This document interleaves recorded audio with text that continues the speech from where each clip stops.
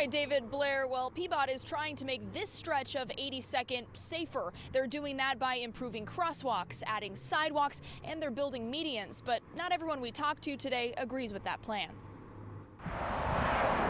Changes are coming to 82nd Avenue in northeast and southeast Portland. We have heard loud and clear that people want to see change on the ground on 82nd Avenue. They want to see a safer street now.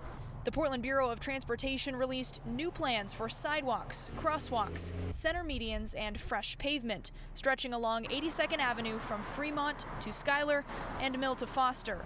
We've got $185 million federal, state, and city funding to make critical fixes in the coming years. Take a look at this rendering. The image shows what 82nd and Foster could look like. Dylan Rivera says PBOT will spend $185 million to refurbish this crash-prone section of the road and make it much safer. Prevent a lot of the helter-skelter left turn, right turn, driveways everywhere that has led to more than a dozen deaths in 10 years on 82nd Avenue and more than 120 serious injuries on this one corridor. But not everyone is convinced medians are the right choice. Getting into some businesses kind of makes it a lot more difficult, and I can imagine they're probably not too happy about that. Sam Kotvitsky says he's already frustrated by the medians that were put in on Southeast Division. He's not eager for a repeat on 82nd.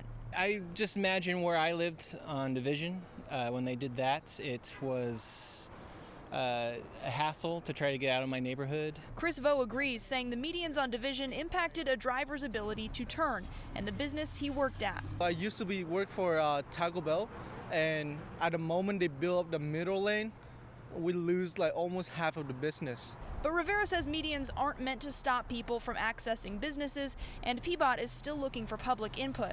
So right now we want to hear from them. Did we get it right? Are there some further refinements we need to make?